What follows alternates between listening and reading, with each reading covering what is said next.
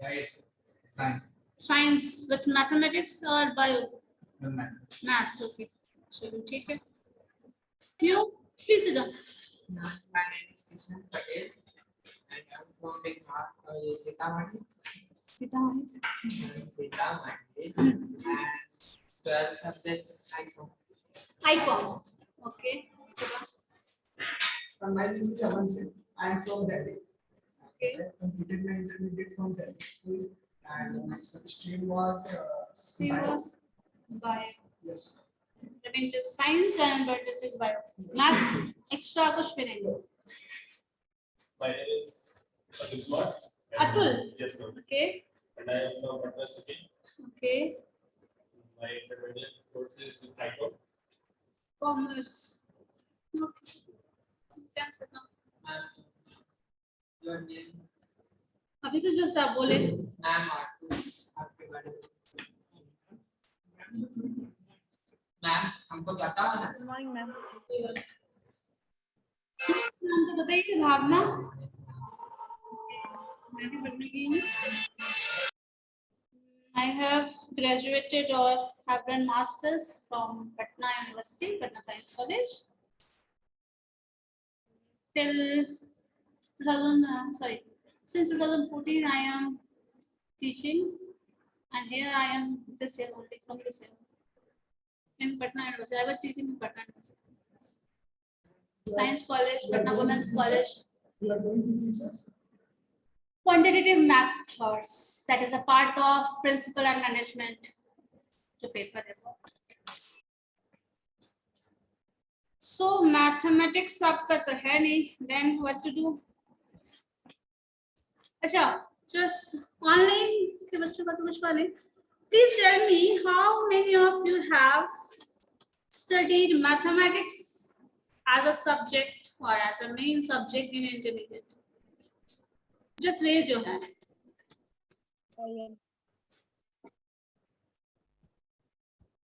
Just raise your hand and please turn on your camera. मैं कुछ समझा नहीं मैम. नहीं, पूछ रहे हैं. मैथ्स पढ़े थे इंटरमीडिएट में? No ma'am. नहीं पढ़ा था. क्या पढ़े थे? कौन सब्जेक्ट था आपका? बायोलॉजी. बायोलॉजी. So सिर्फ 3 ही लोग हैं जिन्होंने मैथमेटिक्स एज अ सब्जेक्ट पढ़ा. Yes, ma'am. Overall, only ma'am पढ़ना पड़ेगा. पढ़ेगा. अब पढ़ना पड़ेगा ही वाला केस है. चलो ठीक है. जो स्थिति है वो पता चल ही जाएगा. क्या कंडीशन है आप लोगों का? zero level. In this or that way, हाँ जीरो हमको लगता है जीरो के नेगेटिव से जाना पड़ेगा. क्या? जीरो लेवल तो ठीक है. जीरो तो बोल दिया जाता है, बट कहीं ना कहीं वो नेगेटिव जाता है.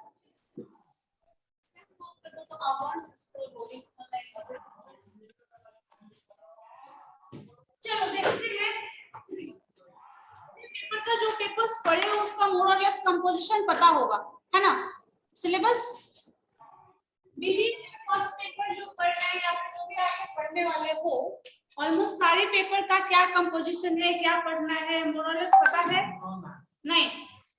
तो जो पोर्शन में पढ़ा रही हूँ उसे कुछ तो बता बात करो. टोटल एक मैनेजमेंट पेपर है आपका, ठीक है? वो 100 मार्क्स का पेपर है जिसको ब्रेक करके 75 और 25, ठीक है? इसमें ये वाला जो पोर्शन है दिस वन. मैम ब्लर दिख रहा है. क्या? मैम सही से दिख नहीं रहा है, ब्लर आ रहा है. प्रोजेक्टर ऑन करके कोई फायदा नहीं होगा. फिर हम एक और करेंगे कैसे? मैम स्क्रीन शेयर करके उसी पे लिखिए ना. ओके. स्क्रीन विजिबल है ना? स्क्रीन बच्चों को कैसे बताएं? स्क्रीन विजिबल है. कोई ऑन करके देखो तो मुझे तो यहाँ से दिख रहा है कंप्लीटली विजिबल है. सब ऑफलाइन आया करो. कंप्लीटली विजिबल है. 100 फॉर्मेटेड वैल्यू लिखा हुआ है, दिख रहा है.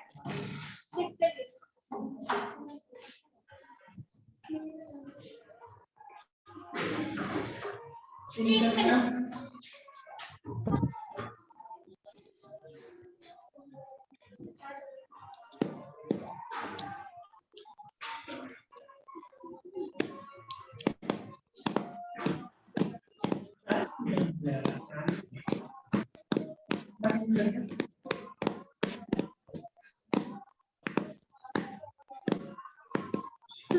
48 क्या सिचुएशन है तुम्हारा, क्यों डिस्टर्ब कर रहे हो? हाँ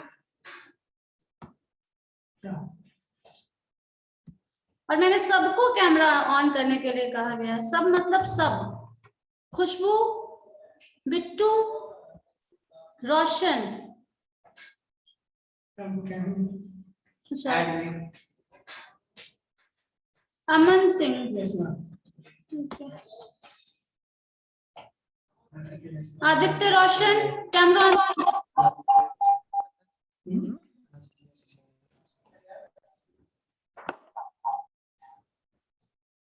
कुमार रोशन मैम दिख तो रहा है, कंप्लीटली विजिबल है, पता नहीं नहीं थोड़ा सा तो ब्लर आ रहा है,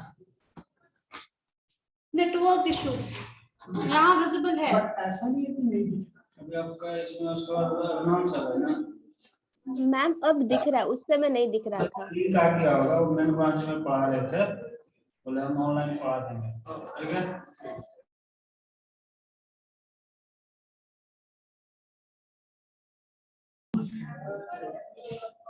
ठीक है, विजिबल है तो फोन। जी मैम।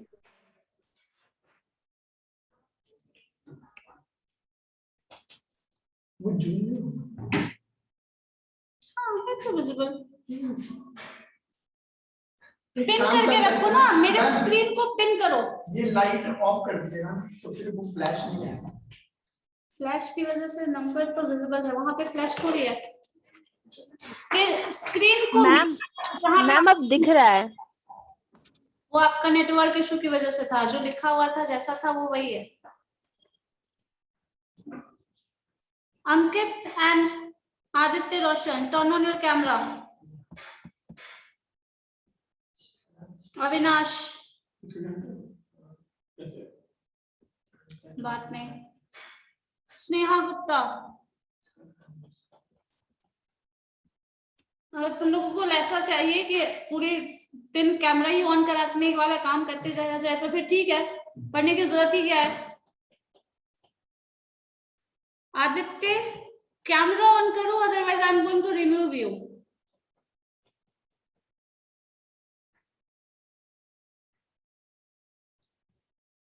कोई बात नहीं, बिट्टू मैम रिमूव कर दीजिए। रिमूव करिए मैम, क्लास स्टार्ट करिए।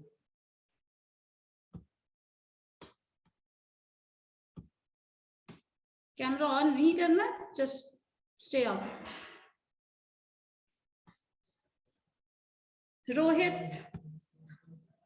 रोहित राज, चलो देखो, तो जो टोटल पोर्शन है प्रिंसिपल ऑफ मैनेजमेंट पढ़ना होगा, जो शायद अदनान सर पढ़ाए हैं या फिर सोनी मैम का हो, ये पूरा मैनेजमेंट का थ्योरेटिकल पोर्शन होगा। और उसमें जो डेटा बेस्ड क्वेश्चन होगा वो आपका ये 25 मार्क्स का है, जिसका टॉपिक का नाम है क्वांटिटेटिव मेथड्स। ठीक है, क्वांटिटेटिव मेथड्स, क्वांटिटेटिव टेक्निक है। इसमें जो भी कैलकुलेशन, जितना कुछ भी आप थ्योरेटिकली पढ़ते हैं और डेटा कलेक्शन करते हैं, उन सारे को आप न्यूमेरिकली एक्सप्रेस करेंगे और एनालाइज करेंगे। अगर एज अ मैनेजमेंट सोचो, एज अ मैनेजमेंट हेड आपको कुछ डिसीजन लेना है बिजनेस से रिलेटेड, कंपनी से रिलेटेड, तो क्या करोगे? कुछ पर्टिकुलर फ्लो फॉलो अप करके देखोगे क्या ट्रेंड फॉलो हो रहा है, किस तरह का प्रोडक्ट लोग खरीद रहे हैं, क्या डिमांड है, या फिर according to season, according to trend, जो भी डिमांड है उसको एनालाइज करेंगे, किस तरह के लोग वो चीज खरीदते हैं। ये भी है, कुछ बहुत ट्रेंड में है तो ट्रेंड में किन लोगों के लिए, किस पर्टिकुलर एज के लिए वो ट्रेंड में है। तो ये सारे मैटर्स को जो आप एनालाइज करोगे, उस एनालिसिस के लिए ये क्वांटिटेटिव टेक्निक्स हम लोग यूज करते हैं जो कंप्लीटली मैथमेटिकल होगा। ठीक है, यहाँ पे आप मैथमेटिकली एनालाइज करके उस टेक्निक को यूज करने वाले हैं। अब जो जैसे सोचो, इस केस में मान लो पूछा जाए आपसे कि अगर किसी भी कुछ एनालाइज करना है, सपोज अगर मान लो सेल, किसी प्रोडक्ट का बात करें, मोबाइल फोन का सेल हो रहा है, जनवरी में मान लीजिए 10,000 सेल हुआ, फरवरी में कुछ 10,000 के से कम आ गया, 9,000 8,000 है, मार्च में ज्यादा सेल हो गया 15,000 के अप्रॉक्स। तो इस तरह से डिफरेंट मंथ में डिफरेंट सेल हो रहा है। तो अगर आपसे पूछा जाए ऑन द एवरेज या फिर मोबाइल का टोटल सेलिंग कैसे जा रहा है, या फिर जैसे किसी वेंडर से आप पूछो कि आपका इनकम क्या है, मंथली इनकम क्या है, तो उसके लिए ये बताना बहुत मुश्किल है कि उसका मंथली इनकम क्या हुआ, क्योंकि वो बताना उसको डेट उसके कोई फिक्स सैलरी तो है नहीं कि मंथ में इतना मिल गया, इतने दिन काम किया ऐसा आया, ऐसा तो कुछ फिक्स सैलरी नहीं है। तो होता क्या है, उन लोगों को अलग अलग दिन में अलग अलग इनकम है। तो यहाँ पे पहले दिन का income, second day, third day, इस तरह के ऑल द 30 डेज का वो इनकम, किसी दिन सपोज काम नहीं कर रहा है तभी वो 0 इनकम डालेगा, इस तरह से ऐड करके टोटल 30 डेज में इतना इनकम हुआ। सो ऑन द एवरेज किसी एक पर्टिकुलर दिन का ये होगा, ये बता सकते हैं। जैसे मान लो अगर 3 दिन का ही एवरेज है, एक दिन वो 100 रुपए का सेल करता है, दूसरे दिन 500 रुपए का सेल करता है, थर्ड डे 200 रुपए का सेल करता है, ठीक है, 3 दिन में ये आया। अब 3 दिन का अलग अलग इनकम है तो वो अलग अलग तो बताएगा नहीं, और अगर बता भी देता है पूरे साल का बता दे, कुछ इंटरप्रेट कर पाओगे, समझ में आएगा कुछ, हर दिन का पूरा डेटा लिखा रहेगा बोर्ड पे, कुछ समझ में नहीं आने वाला। सो यहाँ पे हम क्या कर सकते हैं, अगर मीनिंगफुल इंफॉर्मेशन चाहिए हमको तो इस सब को जोड़ दिया, 3 से डिवाइड कर दिया, ठीक है। सो अब इसको जब आप ऐड करेंगे तो क्या हो गया, ये 800, सो 800/3 डिवाइड करो, जो आएगा 2, फिर समथिंग जो भी रिजल्ट आया, ये क्या हो गया उसका एवरेज इनकम ऑफ 3 डेज।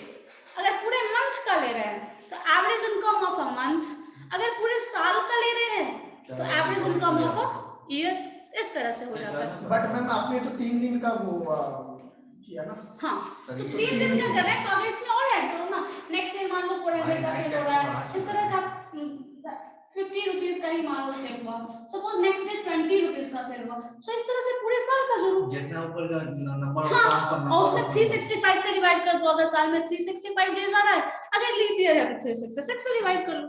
सो ये उसका क्या हो गया, इनकम। ये इनकम को ऐसे सिंपली आप इनकम नहीं बोलेंगे, एवरेज इनकम बोलेंगे कि किसी दिन 500 रुपए का भी सेल हो रहा है, किसी दिन 20 रुपए का भी हो रहा है।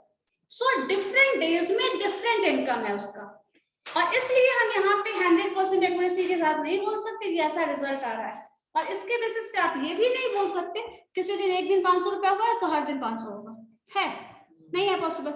इसी चीज को कंपनी लेवल पे देखो तो इतने दिन इतना मिला, ठीक है, इतना सेल हुआ इस मंथ में, नेक्स्ट मंथ में, नेक्स्ट मंथ में, तो ओवरऑल कितना सेल हुआ टोटल से, या फिर ऑन द एवरेज एक मंथ का सेल कितना हुआ। सो इस तरफ के जब हम लोगों को बिजनेस, उसके बेसिस पे हमें आप ये भी एनालाइज कर सकते हैं, किसी पर्टिकुलर मंथ में हो सकता है इलेक्ट्रॉनिक का सेल ज्यादा हो, जैसे ये भी मान लो अगर वुलन क्लॉथ का सेल की बात करें तो विंटर सीजन में वुलन क्लॉथ का सेल ज्यादा हो रहा है, बाकी मंथ्स में कम हो रहा है। तो यहाँ पे आप बता सकते हैं इस पर्टिकुलर टाइम में यहाँ पे इस पर्टिकुलर प्लेस पे ज्यादा सेल होता है वुलन क्लॉथ्स का, तो ये ट्रेंड समझने का एक तरीका है। सो अब देखो, कभी भी आपको ये इंफॉर्मेशन जो दे रहा है मैथमेटिकल इंफॉर्मेशन होगा, तो इस मैथमेटिकल इंफॉर्मेशन को आप कैसे मीनिंगफुल इंफॉर्मेशन में कन्वर्ट करेंगे जिसके बेसिस पे आप कुछ डिसीजन लेंगे।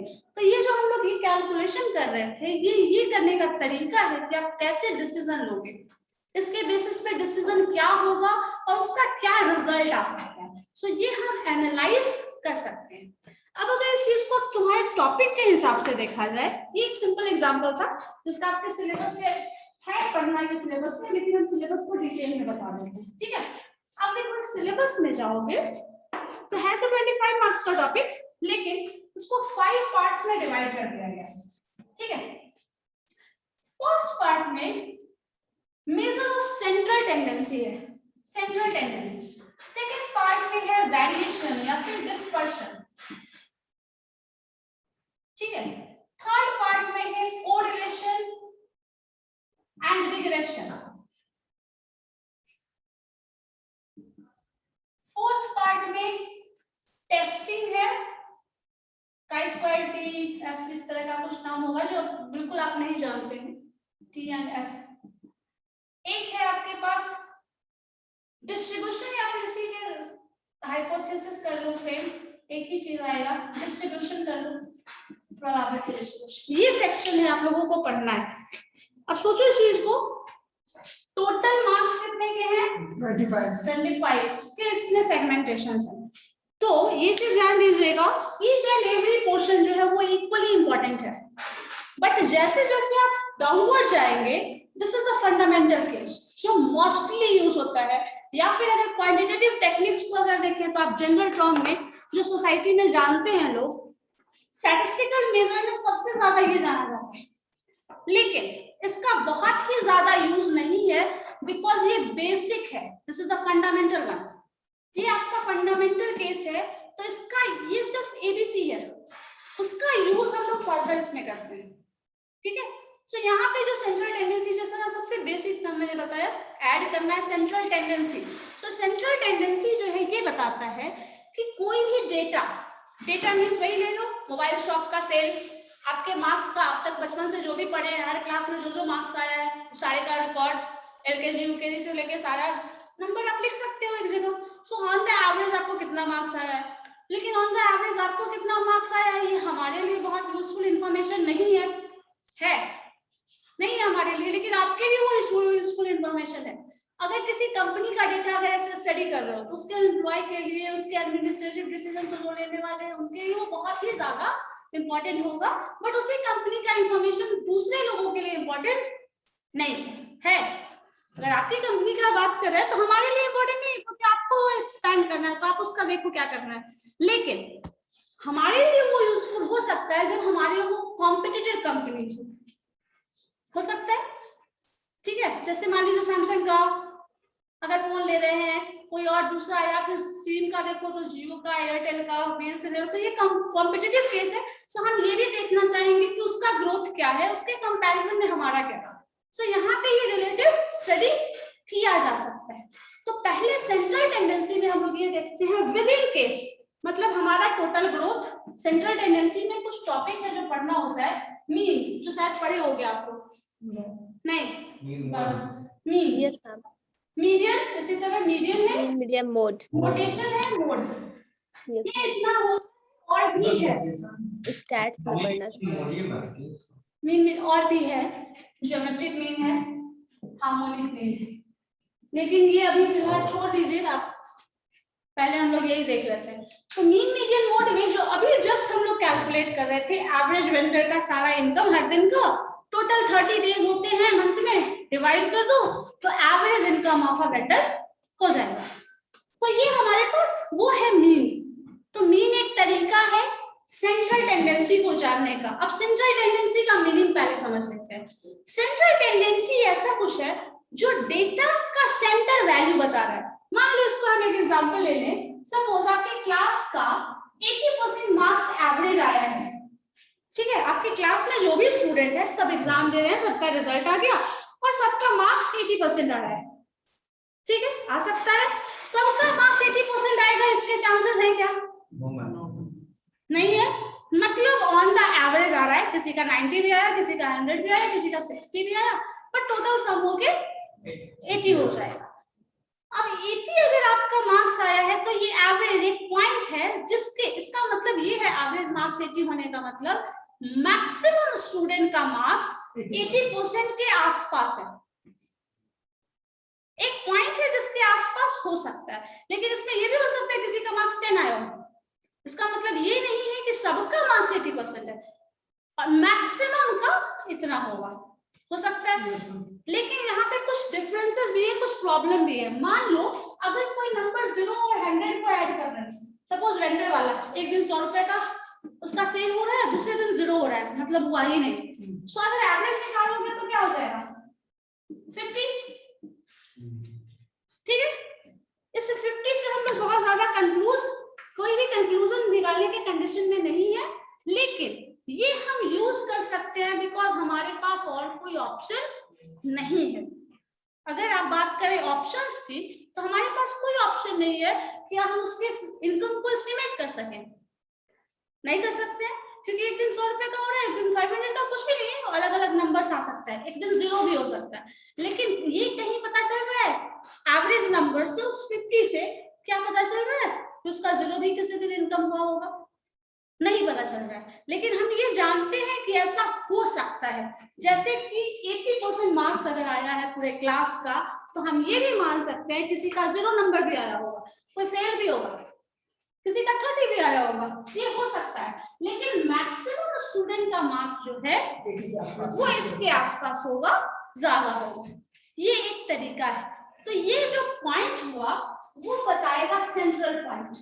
सेंट्रल पॉइंट कहीं ना कहीं है, तो मैक्सिमम डेटा जो होगा वो इसके आसपास होगा। यही सेंट्रल टेंडेंसी का सेंस है।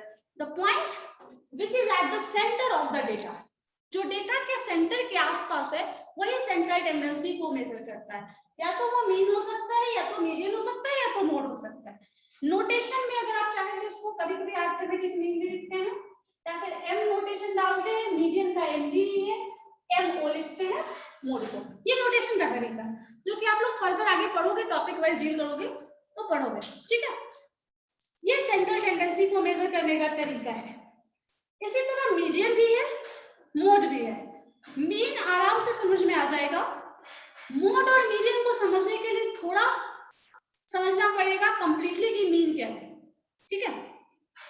मान लो मीडियन की बात कर रहे हैं, तो मीडियन को ऐसा कहा जाता है, दिस इज अ पॉइंट, एक पर्टिकुलर पॉइंट है जो पूरे डेटा को दो पार्ट में नहीं, सिर्फ दो इक्वल पार्ट में डिवाइड कर देता है।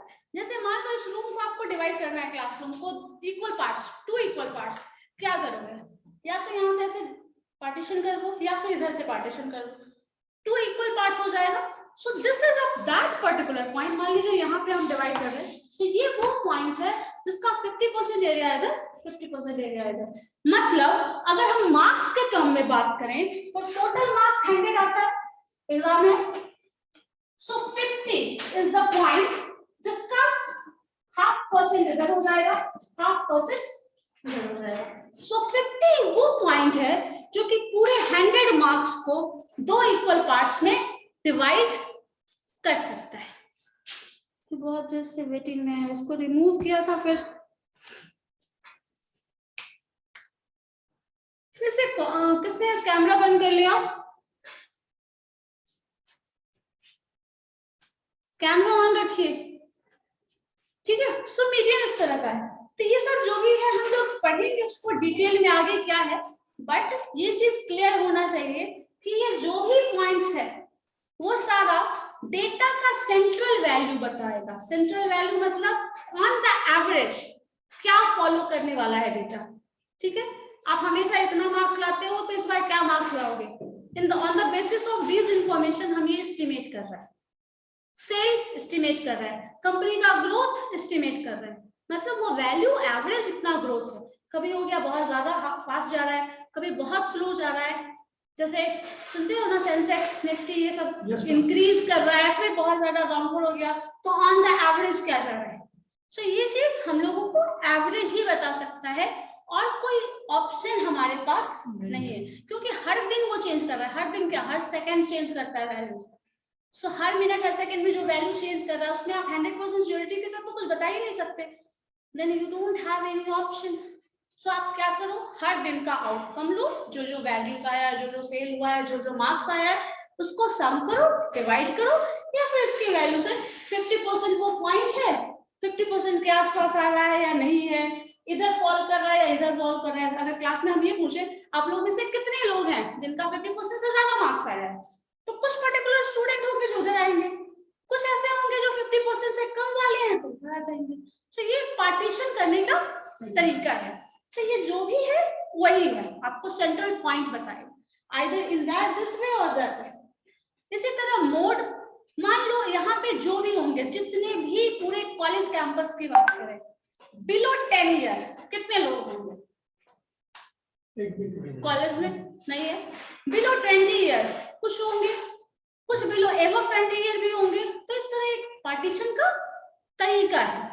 या फिर ये बोला जाए इस कॉलेज में जितने भी स्टूडेंट हैं सबका एज 18 to 25 के रेंज में होगा। इससे ज्यादा चांसेस है मैक्सिमम केस में यही होगा। अगर 1-2% चांस है कि हो सकता है किसी का थोड़ा कम हो, किसी का थोड़ा ज्यादा हो, तो 18 to 25 के रेंज में आप आ जाएंगे सब। तो ये वो एज है जिस एज के सारे ऑलमोस्ट जितने भी स्टूडेंट यहाँ के हैं सारे के सारे उसी एज के हैं। तो अगर पूछा जाए 0 से 10 का कितना है, तो 0, 10 to 20 के केस में कुछ हो सकते हैं, 18 तक में कोई नहीं है। सो ऐसा केस ये जो डिवीजन है वो आ जाता है मोड में। अब हम ये करते हैं, मान लीजिए हम 20 के प्लस की बात कर रहे हैं, तो 0 से 10 के एज में क्या है 0, 10 to 20 के एज में क्या है मान लीजिए 0 है या फिर कुछ हो सकता है, तो ये पर्टिकुलर मान लो 20 स्टूडेंट ले लें।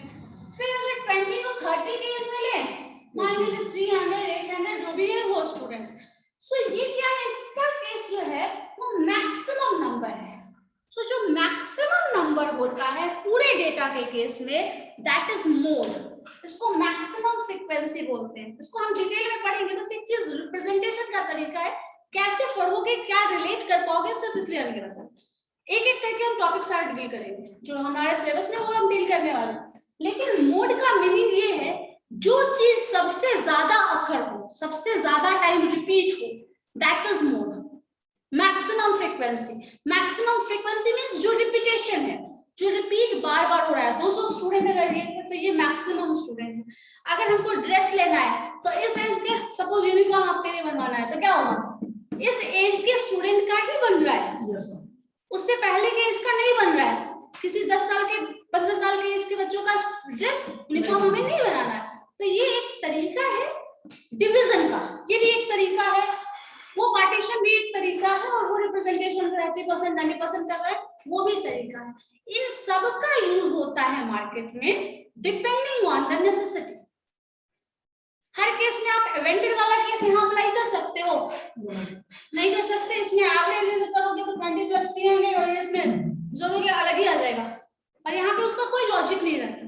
लेकिन इनकम है सेम एज ग्रुप का, सेम टर्म, आप हर केस में मनी वाला काउंट कर रहे हैं और हर दिन वाला काउंट कर रहे हैं, तो वहाँ पे वेरिएबल अलग तरह से वेरी कर रहा है। यहाँ बिलो 50 वो 50 वाला तरीका अलग तरीके का है, मतलब एक तो पार्टीशन जो कर रहे हैं वो हम डिफरेंट पर्पस के लिए कर रहे हैं। ये पार्टीशन के हमें ड्रेस बनवाना है तो जो हमें कपड़ा लाना है, ऐसा कुछ करना है, वो सब इसके अकॉर्डिंग लाना है। तो ये एक तरीका है पार्टीशन का। तो अब इस केस में अब बोला जाए कि maximum student of this class of this college क्या होगा, इसी पर्टिकुलर एज में आ रहा है ना। तो ये एक पार्टीशन का ये भी तरीका है। वैसे भी अकॉर्डिंग टू नेसेसिटी हम लोग तीनों में से किसी को यूज कर सकते हैं। अगर यूनिफॉर्म बनाना है तो ये कराना है, एवरेज मार्क्स निकालना है तो मोड हम नहीं निकालेंगे, बेटर तरीका है हमारे पास वो पार्टीशन करना है। कभी होता है ना एग्जाम में बिलो 60% वालों का एडमिशन नहीं होगा, सो बिलो 60% एबव 60% का दो पार्टीशन है, जिसमें एबव 60% वाले ही अप्लाई करेंगे। तो ये एक पार्टीशन करने का तरीका है जिसके बेसिस पे हम कुछ, अब इसमें हमें ये पता चल जाएगा कि एबव 60% वाले कितने स्टूडेंट हैं, टोटल इतने नंबर ऑफ स्टूडेंट है, तो हम बिलो 60% वाले को भी कैलकुलेट करके निकाल सकते हैं। सो ये हमारे पास पार्टीशन का एक वे है। सो ये सब जो है ये तीनों मिलके क्या देने वाला है, सेंट्रल पॉइंट बताना है। इस कॉलेज के स्टूडेंट का जो सेंट्रल पॉइंट है, मैक्सिमम स्टूडेंट है वो इस एज के हैं, ये एक सेंट्रल पॉइंट हुआ ना। 10 साल के बच्चों को हम यहाँ ढूंढने आएंगे या 10 साल के बच्चे का एडमिशन कराने आएंगे, वो तो नहीं होगा। सो ये इस पर्टिकुलर लॉ को ही फॉलो कर रहा है, उसी तरह वो पार्टीशन उसी तरह वो। सो ये तीन चीज और भी कुछ है, बट उसको छोड़ दो, अभी इतना तरह का चीज हम ये मेजर ऑफ सेंट्रल टेंडेंसी में बेसिकली पढ़ते हैं, जो कि बताता है ऑन द एवरेज। इस सबको कलेक्टिवली आप सेंट्रल टेंडेंसी बोले या फिर एवरेज बोल सकते हैं, ठीक है। बट ये एवरेज निकालने का एक तरीका है according to the necessity of the purpose, ठीक है। What we call in simple language mean, median, mode. Central tendency, that is average. You can say average also. And for mode, Mode is also an average. But this is the term we are explaining is the in numbers of frequency. This is a frequency. Frequency is the repetition of the numbers. Same चीज repeat हो रहा है again and again. So that is जो हमें repetition. जरूरत है उस हिसाब से एक अकॉर्डिंग टू जरूरत जो भी नेसेसिटी है उसके हिसाब से, तो मैंने कह दिया। सो ये सेंट्रल टेंडेंसी का तीन ऑप्शन। सो ये तीन चीज आप बेसिकली पढ़ने वाले हैं सेंट्रल टेंडेंसी, और आइडिया और पर्पस उसका यही है कि आपको कुछ भी नहीं पता पूरे पटना का क्या कंडीशन है, एवरेज इनकम ऑफ पटना आपको नहीं पता, तो क्या करोगे, सबका एवरेज जितने का एवरेज पता है उसको सम करो निकालो, उसके बेसिस पे निकालोगे। Average marks of all student हमें नहीं पता तो निकालना पड़ेगा। एवरेज इनकम किसी कंपनी का टाटा का कितना इनकम है टोटल, तो क्या करोगे, उसका हर उस तरह से ग्राफ बनाओ फिर उसे इंटरप्रेट करो। तो ये हमारे पास तरीका है कि हम इस तरह से कर सकते हैं। बहुत अनसर्टेनिटी है, लाइफ में देखो, अगर बिजनेस का कुछ भी कर रहे हो तो वहां पे अनसर्टेनिटी, आप मार्क्स अगर 99% मार्क्स लास्ट ईयर लाए थे तो जरूरी है कि अभी भी लाएंगे?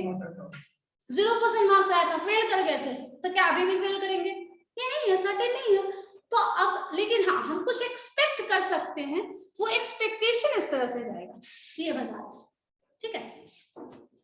तो ये सेंट्रल टेंडेंसी हमें ये पढ़ना है, और पर्पस यही है कि आप जिस तरह से कर रहे हो कैसे निकालोगे, किस पर्टिकुलर, हर दिन अब अलग अलग वैल्यू है तो आप किसी एक दिन का तो बता नहीं सकते, तो आपको ऑन द एवरेज लेना पड़ेगा जो कि कहीं ना कहीं रिलायबल होगा, जो आप ऐसे अंदाजा लगा के बोलने वाले हो उसको, ठीक है, वो रिलायबल होगा।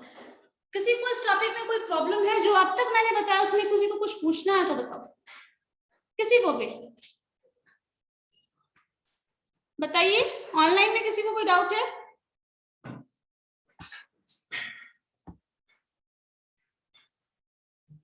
खुशबू कौन है बट किसी का? आदित्य 3rd नंबर में क्या लिखे थे मैम?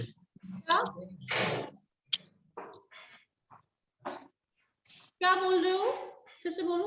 3rd नंबर में क्या लिखे थे? 5 नंबर में प्रोबेबिलिटी डिस्ट्रीब्यूशन। 3rd नंबर में प्रोबेबिलिटी डिस्ट्रीब्यूशन 3rd नंबर में मैम। 5 में प्रोबेबिलिटी डिस्ट्रीब्यूशन यार P&D। 3 नंबर में मैम।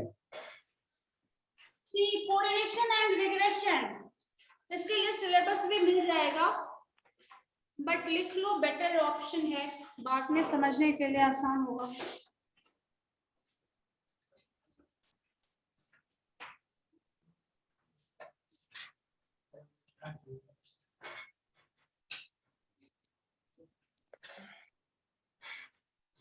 ठीक है, कोई डाउट है? सेंट्रल टेंडेंसी वाला क्या है?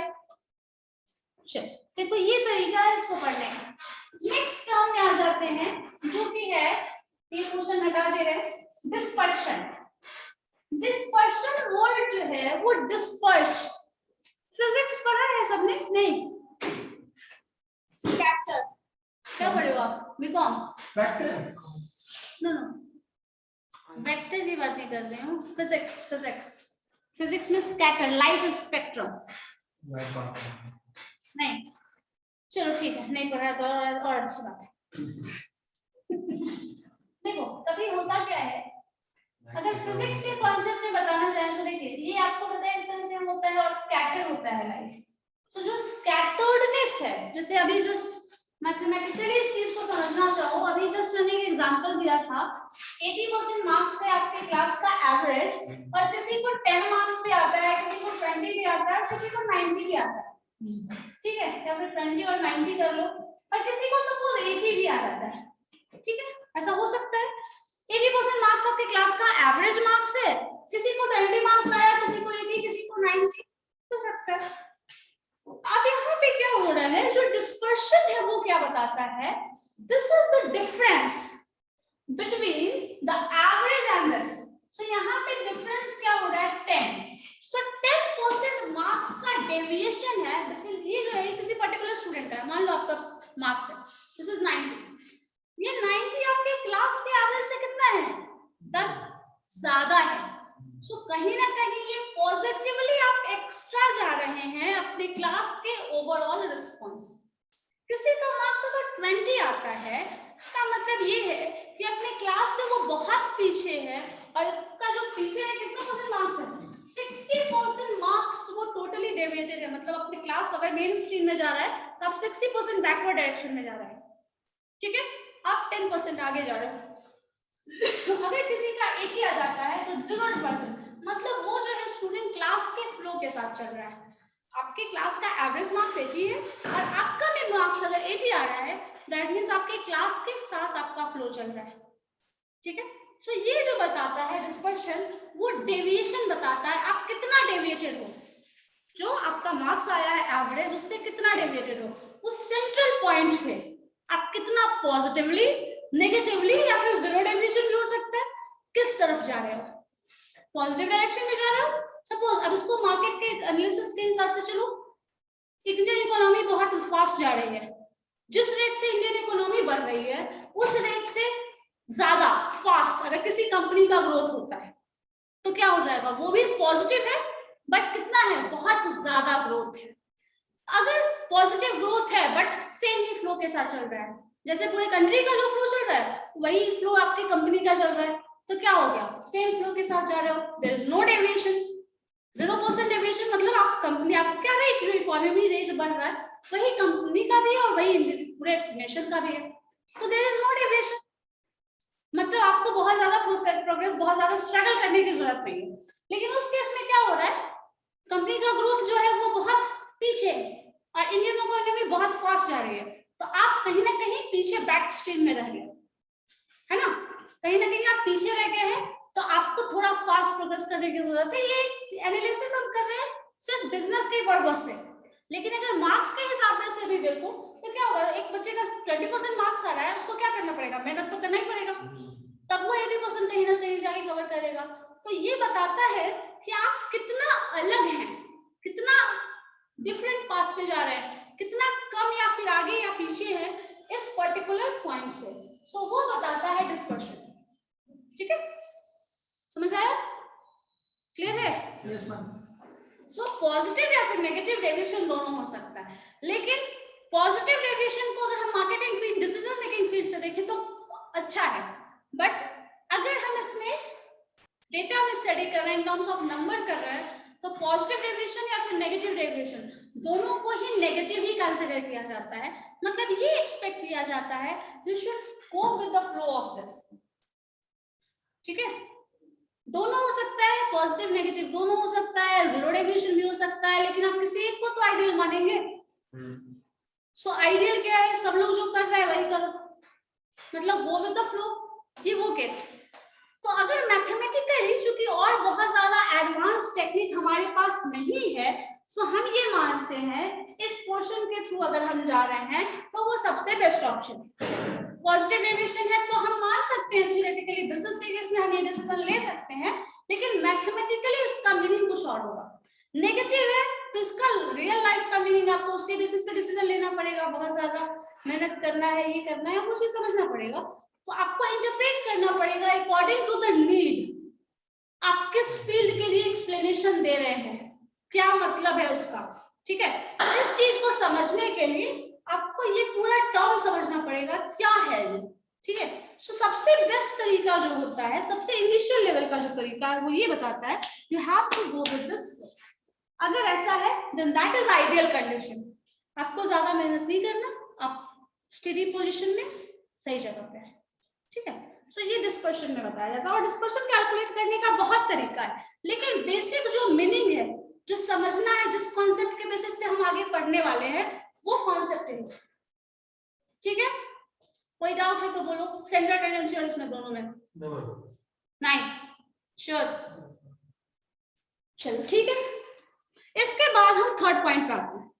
ये लॉजिक यही है बस।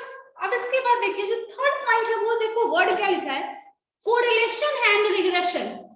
सो कोरिलेशन वर्ड को ब्रेक करोगे तो रिलेशन आता है, रिलेशन, एंड को वर्ड आता है, जैसे आप शुरू में पढ़े कोएड एजुकेशन, सो कहीं ना कहीं मर्ज अप कर रहे हैं, we are merging up two variables. So relation एक वर्ड है, तो रिलेशन क्या इंडिपेंडेंटली डिफाइन किया जा सकता है। रिलेशन कब डिफाइन करोगे, आप दोनों फ्रेंड हो तब डिफाइन कर सकते हो रिलेशन। घर में रिलेशन डिफाइन करोगे, कैसे डिफाइन करोगे, फादर मदर सन, ऐसा कुछ रिलेशन है, तो रिलेशन क्या होगा, between two terms, between two variables, between two persons, यही हो सकता है। तो रिलेशन वर्ड जो आ रहा है वो को वर्ड के साथ ये बता रहा है कि दो अलग अलग वेरिएबल्स हैं, दोनों को मर्ज अप करके आप रिलेशन डिफाइन कर रहे हैं। लाइक एक ऐसे एग्जांपल ले लो, जैसे अभी था woollen clothes and winter season, क्या है रिलेशन है दोनों में कुछ, वूलन क्लॉथ और विंटर सीजन में रिलेशन है। तो ये रिलेशन किस तरह का रिलेशन है, पहले रिलेशन तो है क्लियर है, और कोई कोरिलेटेड टर्म बताइए। Education and job opportunity related है, ठीक है, और एजुकेशन एंड जॉब अपॉर्चुनिटी भी कोरिलेटेड वर्ड है मोबाइल एंड नेट, ठीक है, और क्या क्या व्हाट्सएप, मोबाइल, ठीक है, और कुछ मार्केट से रिलेटेड बताओ, मार्केट से रिलेटेड बताओ। मार्केट से related। पैसा और पैसा और जो product and money. Product and money, और कुछ? नाम and company, product name and company, product and product name and company. Product and name and company कैसे रिलेटेड है बताओ। तो मेरा मन, मेरी कंपनी, हम कुछ भी नाम रखें, रिलेशन है क्या? तो independent term, market value and product. Market value of the product, हाँ बोल सकते हैं, ठीक है। और कुछ? ऑनलाइन में कोई बताइए तो बताओ,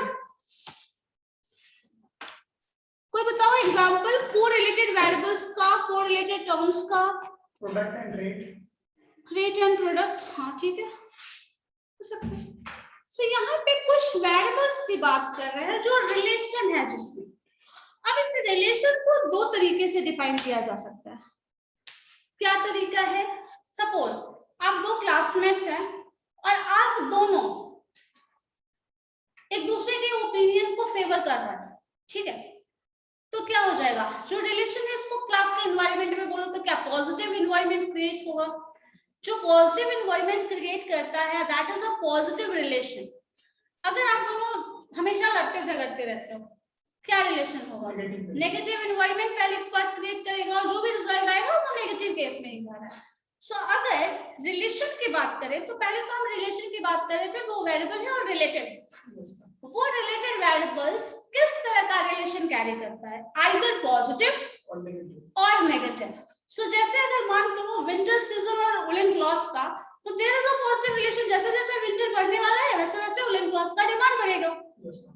जैसे जैसे समर आ रहा है क्या होगा? वुलन का जो क्लॉथ होगा वो डिक्रीज हो जाएगा। सो वुलन क्लॉथ में और समर में नेगेटिव रिलेशन है, समर सीजन और वुलन क्लॉथ में नेगेटिव रिलेशन है, और वुलन क्लॉथ और सब विंटर सीजन में पॉजिटिव कोरिलेशन है।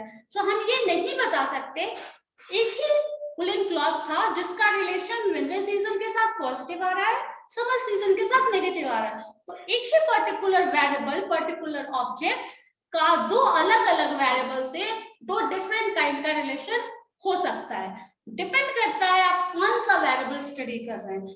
आपको अगर वुलन क्लॉथ को समर के साथ स्टडी करना है तो that is a negative relation, that is a negative correlation बोलो या फिर नेगेटिव रिलेशन बोलो। सोशल टर्म में बात करोगे तो नेगेटिव रिलेशन हो जाएगा, और अगर मैथमेटिकली एक्सप्लेन कर रहे हो that it is negative correlation, ठीक है। अब इस कोरिलेशन को कभी भी हम लोग ऐसे नहीं बता सकते।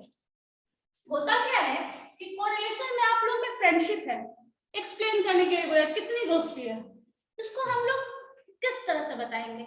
Explanation based. और हो सकता है आपका ओपिनियन अलग हो, आपके फ्रेंड का ओपिनियन अलग हो, एक्सप्लेनेशन का जो एक्सटेंट है वो डिफरेंट हो।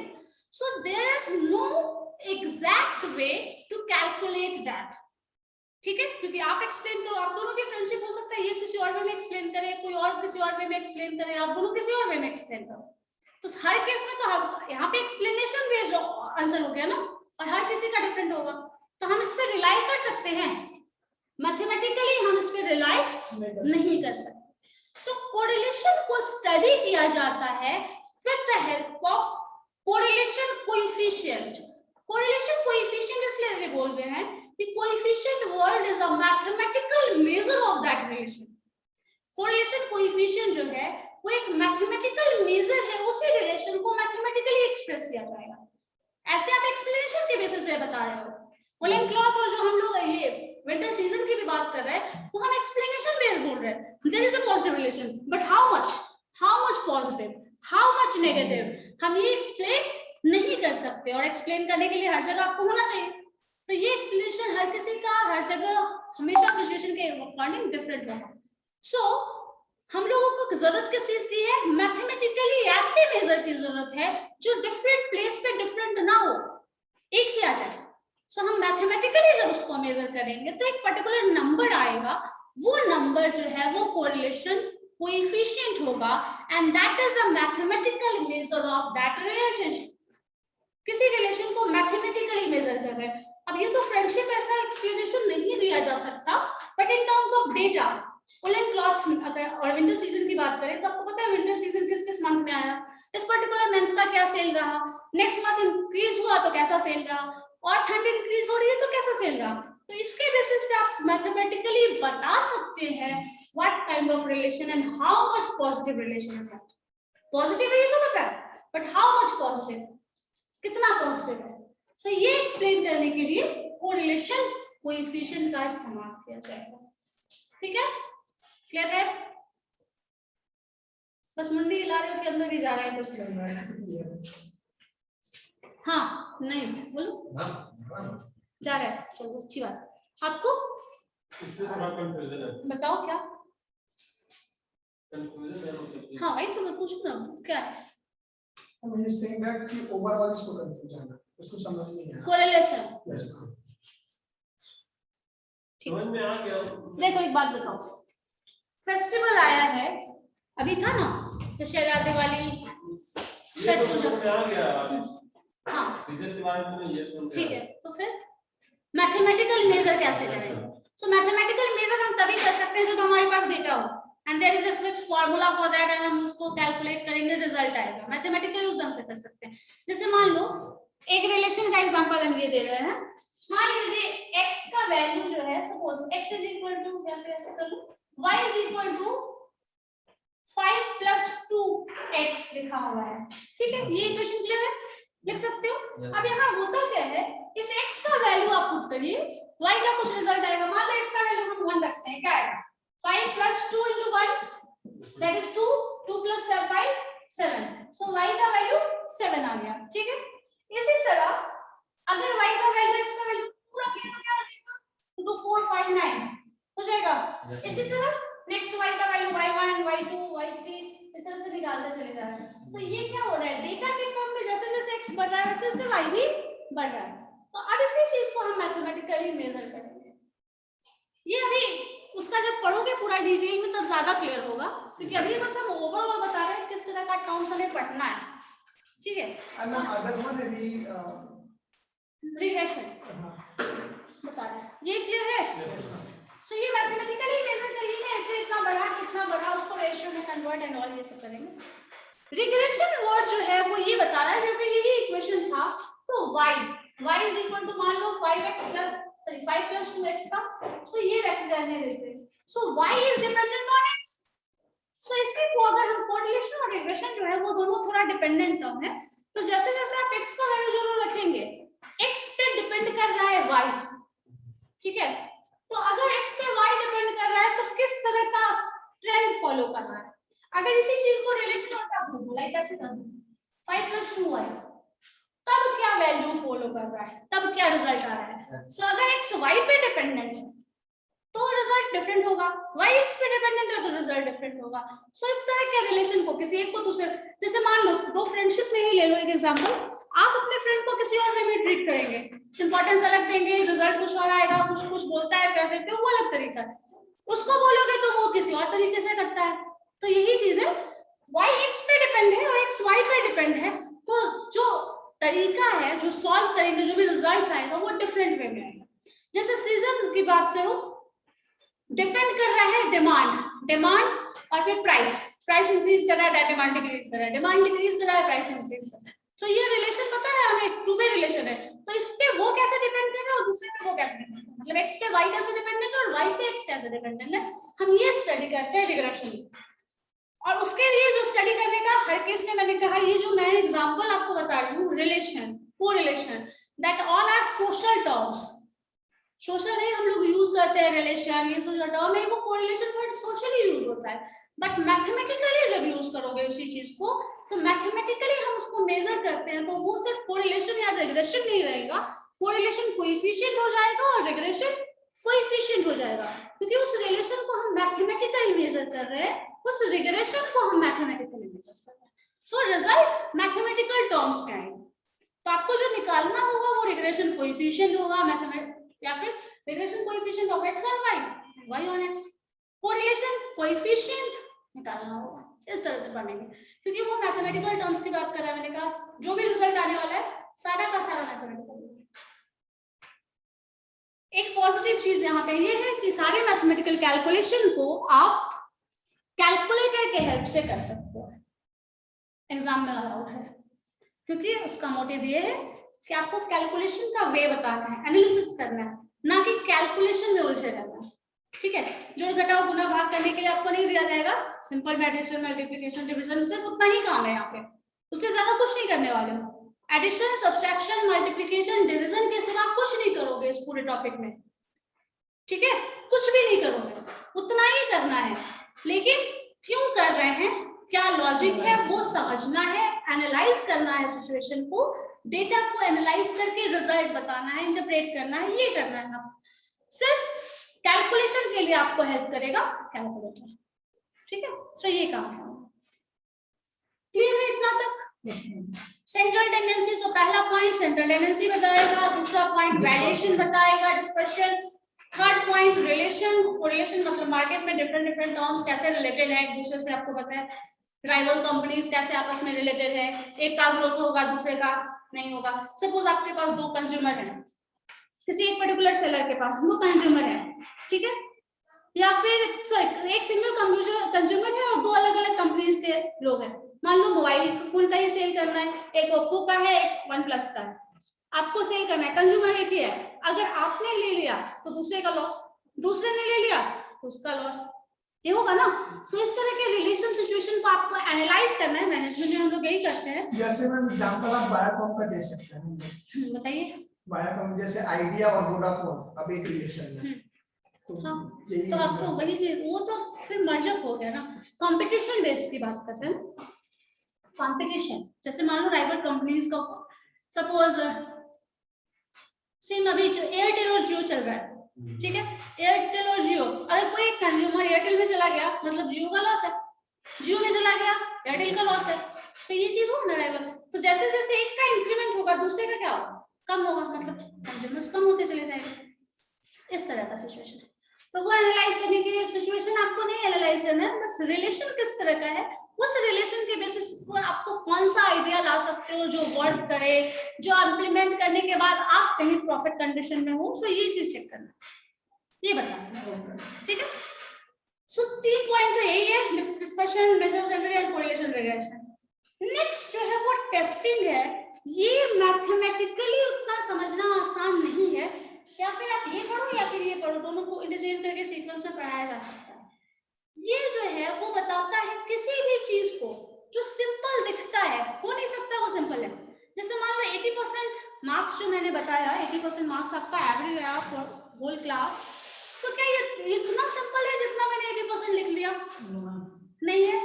किसी कंपनी का बहुत ज्यादा 200 सेल हो गया और कहा 0 दूसरे दिन, या फिर ये एग्जांपल जो था 100 रुपीज का एक दिन सेल और किसी दिन 0 रुपीज का, कितना दिखा रहा है डेविएशन, है ना, कहाँ ये 100 पे पहुंच गया भरा और कहाँ 0 पे आ जा रहा है, ठीक है। तो यहाँ पे हम कंपेयर करने की स्थिति में हर केस में नहीं रहते। लेकिन मान लो अगर आपके केस में 80% मार्क्स आपके क्लास का है और आपका सपोज 79% मार्क्स आया है, तो क्या हम बोल सकते हैं कि डिफरेंस है बहुत ज्यादा?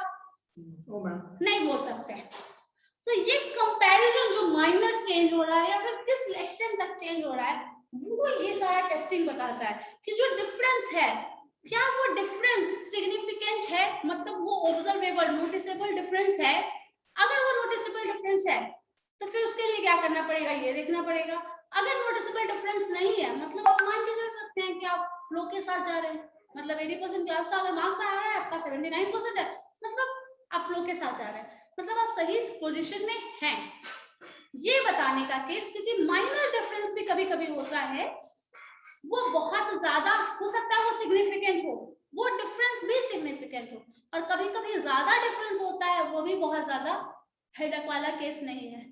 किसी दिन 100 रुपए इंक्रीज हो गया, किसी दिन कम हो गया, तो ये बहुत ज्यादा टेंशन वाला केस नहीं है, बहुत ज्यादा सिग्निफिकेंट डिफरेंस नहीं है। जैसे ये मान लीजिए आपने सोच के रखा था कि मुझे 70% मार्क्स करना है, और आप कहीं 69 या 72 तक यहाँ तक ले आते हैं, तो बहुत ज्यादा डिफरेंस नहीं है, मतलब आपने अचीव कर लिया गोल। अगर 69% भी आ रहा है तब भी मान के चलेंगे, 72% आ रहा है तब भी मान के चलेंगे कि आपने गोल अचीव कर लिया है, because there is no significant difference between these two numbers. So ये ऐसे जितना हम आसानी से बोल रहे हैं वैसा नहीं है, इसको मैथमेटिकली मेजर करने के लिए बहुत सारे टेस्ट किए जाते हैं, जो बाकी जो 3 पेपर्स 3 यूनिट्स आप पढ़ोगे उससे ये थोड़ा ज्यादा टफ होगा, क्योंकि इसके लिए ये 3 पूरा आपको अच्छे से समझते हैं, उसके बाद ही आप इसका यूज कर सकते हैं, अदरवाइज आप इसको आप यूज करने की कंडीशन में बिल्कुल भी नहीं है। ठीक है, क्योंकि ये पढ़ोगे तब भी इससे भी थोड़ा एडवांस लेवल का है वो, लेकिन वो मार्केट एनालिसिस के लिए सबसे ज्यादा इम्पोर्टेंट है। ये स्टैटिस्टिकल मेजर है जो कहीं बहुत ही ज्यादा एक्यूरेट होगा as compare to all this. ठीक है, क्योंकि वो डिफरेंट सिग्निफिकेंट बता रहा है, ये है या नहीं, क्या होगा, वैसा कुछ रिजल्ट। दूसरा क्लास स्टार्ट हो गया अभी कितनी जल्दी? अच्छा ठीक है, सो जो भी होगा मे बी हम लोग नेक्स्ट क्लास में करेंगे। सो नेक्स्ट क्लास में हाँ वन मोर थिंग, सब लोग अभी से प्रिपेयर करो खुद को, आधे घंटे रोज पढ़ना है घर पे मेरे पढ़ाने के बाद। ठीक है, जो भी क्लासेस कर रहे हो, क्योंकि एक चीज जो भी मैथमेटिक्स वाले नहीं है उनके लिए ये बहुत ज्यादा सरदर्द हो सकता है, वैसे जरूरत वैसा होगा नहीं बट ज्यादा चांसेस है, क्योंकि आपको कैलकुलेशन करना है एंड जो सिंपल कॉन्सेप्ट है you have to apply with the help of mathematics. So थोड़ा बेसिक नॉलेज की जरूरत पड़ेगी, वो हम बताते चले जाएंगे बट प्रैक्टिस तो आपको ही करना है।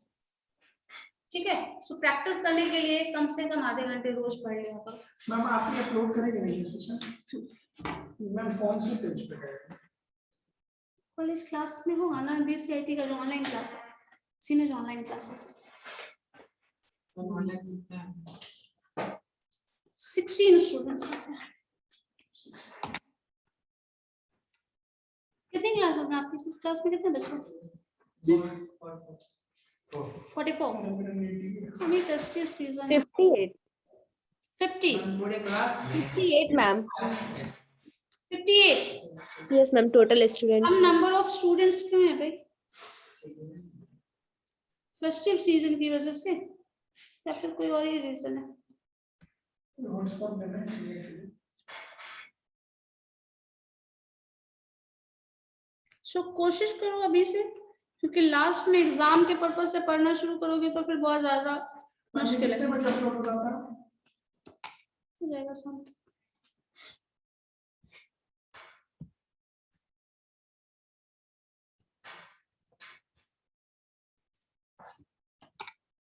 ठीक है, फिर चलिए नेक्स्ट क्लास भी है आप लोगों की।